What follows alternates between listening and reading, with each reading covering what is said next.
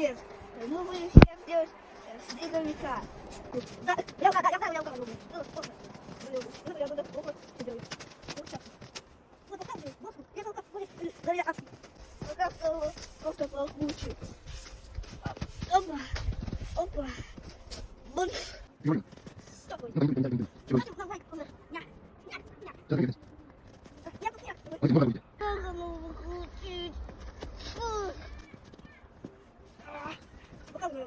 голову выкрутили, осталось как-то его туда положить.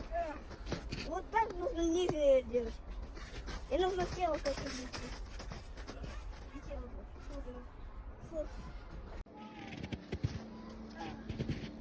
Вот это тело сейчас сделали. Мы сделали. Осталось доска. А доска там. А у меня такой тяжелый, да? Да? Да, оператор. Вот доска нужно скрестить. И потом нужно сделать глазки, и нос, и орешек. Вот я уже нашла белую орешку. Глаз, нос вот так делать. Я нашла еще один глаз похожий. Но он будет криповый похожий. А как улыбку сделаем? Мы еще не знаем. Это будет похоже, как он. Вот тут не должен быть. Вот тут должен быть. Все.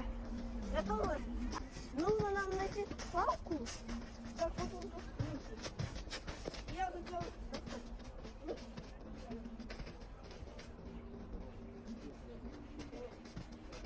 Палка. Нашли палки. Потом ставим его вот сюда. Оп. Все, готово. Ставим.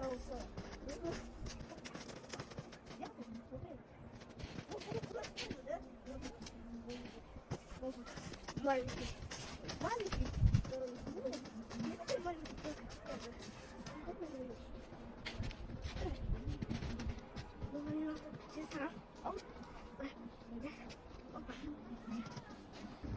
Ставьте лайк и подпишитесь на канал.